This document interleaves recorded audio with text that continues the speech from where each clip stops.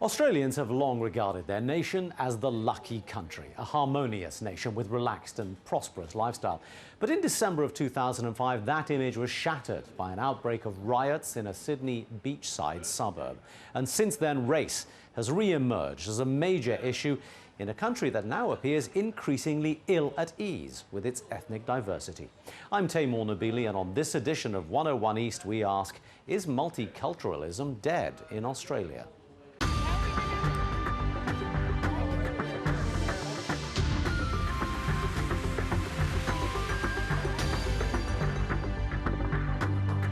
The rioting in the Cronulla suburb inspired swift action from the Australian government. Among the latest measures, a citizenship test for all new immigrants designed to ensure that new arrivals are schooled in Australian cultural values.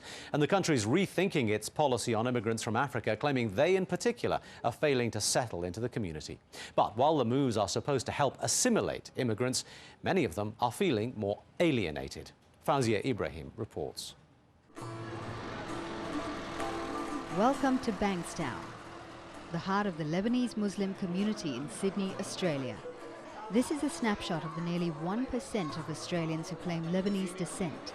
Many consider themselves true blue Aussies, but some Lebanese Australians say the current global Islamophobia questions their place in society. Mohammed Kanj is one such person feeling the heat. No matter how hard I try, there'll always be that one little thing that will come in to play, where I could be your best friend, and then they'll say, "Oh, but you're all right, but we don't. But the rest of your kind are a problem." It makes me feel awkward. I didn't commit no crime. I was born here. What more do I have to do? I could sing Waltzing Matilda. I know the second verse of the anthem. While Mohammed says he's comfortable amid colleagues and friends, past experience has made him cautious when revealing his ethnic identity to strangers. If I was to call a customer, I'd say, "How you going? It's Mo from rah rah rah." But sometimes if I say, "Oh, this is Mohammed," I'm sort of a bit worried about. I don't know why, but I just feel that I want to be accepted, and I want to be extra nice, to show that this big thing about Middle Eastern people is not right. Part of Mohammed's anxiety is a result of the 2005 Cronulla riots. That's when the quintessential Australian icon, the beach, became a turf war between two cultures. White Australians came out in force to reclaim a southern Sydney beach, which they felt had been taken over by Middle Eastern youths. The alcohol-fueled violence made Australia realise the depth of the divide within their multicultural society. Police stepped in. The clashes ended, but the unease remains. Do you ever fear for your kids, growing up in this sort of society? I'm very fearful. I am petrified. I don't even know what I'm scared of. I'm just scared. I'm scared that they're not going to fit in because of their nationality, or they're not going to fit in because of their faith,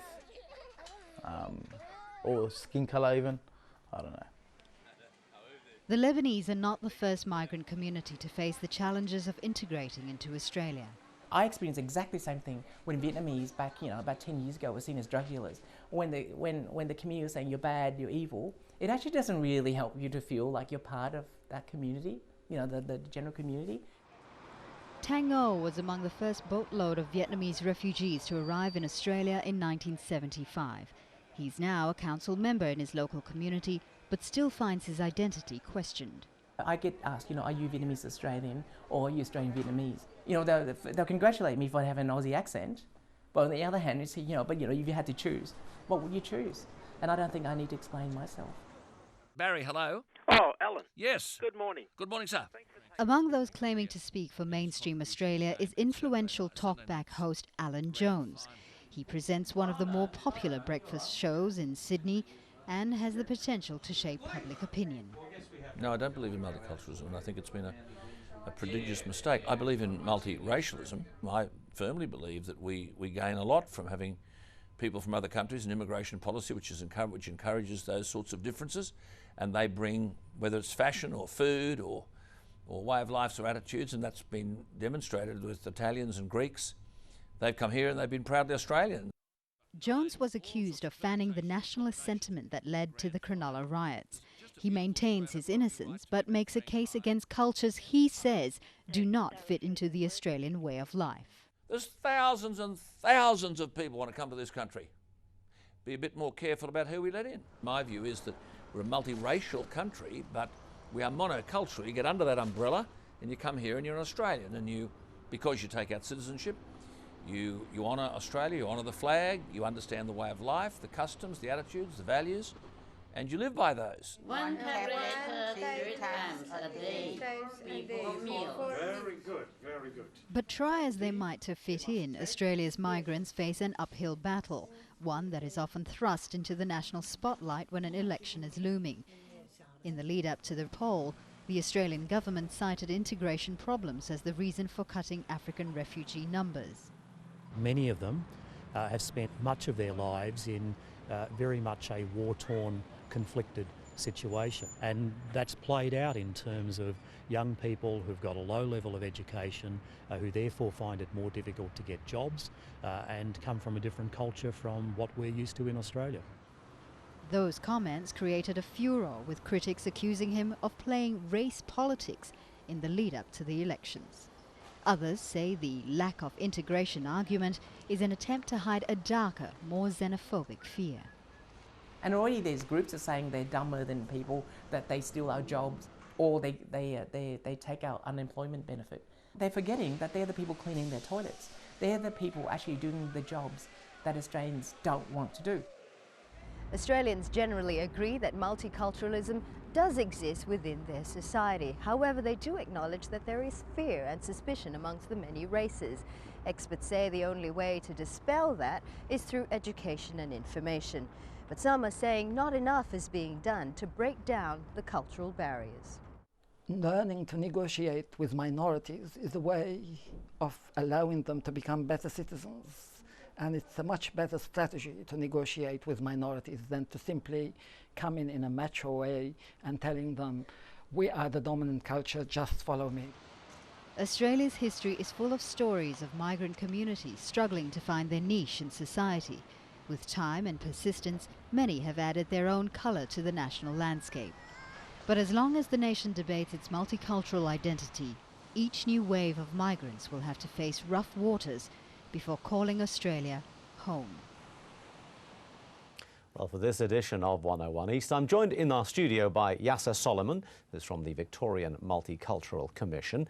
Ian Nelson is federal Senate candidate for the One Nation Party. And in Melbourne, I'm joined by Vula Messimeri, who's chair of FECA, the Federation of Community Councils of Australia. Thank you all for being with us. Yasser Solomon, let me begin with you. Is multiculturalism now a dirty word in Australia? Only for some. At grassroots, it is something that's already been established and has been successful for over 30 years. Both sides of government have supported it. Only in recent times, an excuse given is that it's misunderstood by some people, and it wasn't really rejected. Okay.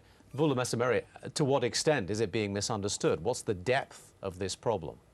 Well, I think that the community at large and the bureaucracy at the state and territory levels haven't misunderstood that word at all. In fact, they have very strong policies and very strong strategies that actually drive very positively multiculturalism for the benefit of all communities. In fact, in some states, tell me what you think in it to mean, Australia, then. there has been legislation that enshrines that.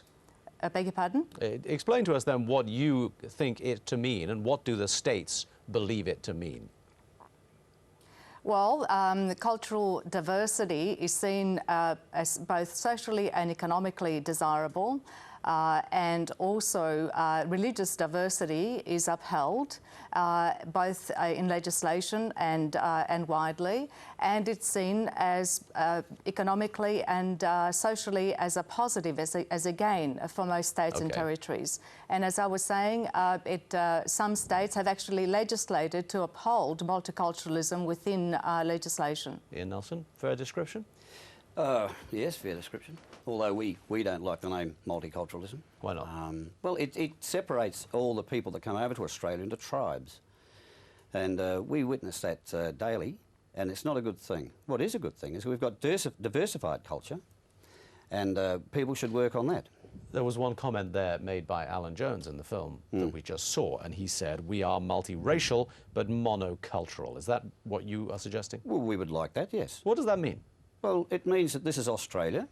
We've opened the doors to immigrants to come from all over the world, and should they come over here and make a wonderful life for themselves, but respect our culture. And we don't like to be forced into other cultures. We respect them, just like they should respect ours. Is that not a fair point? I don't think anyone's forcing anybody else into other cultures, and in the same side of the coin, other people shouldn't be forced into another culture, and they can live and cooperate side by side quite productively. Okay. I do agree with that. What I do what we are offended with, of course, is we're not allowed to show the nativity scenes throughout Sydney, the Sydney area, during Christmas for fear of offending the Muslim race, and that is just not acceptable. I don't think that's true. Let me just get back to the definitions for a moment, because this is going to cause us quite some problem. Voula, monoculturalism, is that even a workable idea? Well, Australia has not been a monocultural country. It has been a diverse and multicultural society, very much driven by bipartisan policy for the last 30 and 40 years.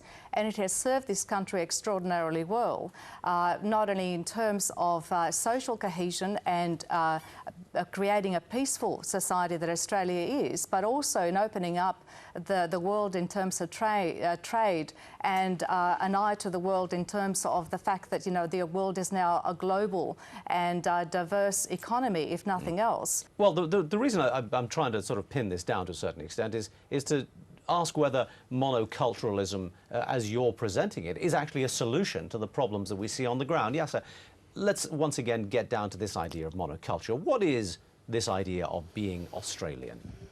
Well, it means, that's a problem. It means many different things to many different people. And when you're trying to create and put in place a shared future together, you can't be giving mixed messages to different people. You've got to have a message that unifies people, where they all have a place, a safe space to be working together, living together with their families in a comfort zone that helps them be productive for the rest of the community. Let's leave it there for a moment. We're going to have to take a short break. We'll pause there. We'll continue the discussion in just a couple of minutes. Do stay with us.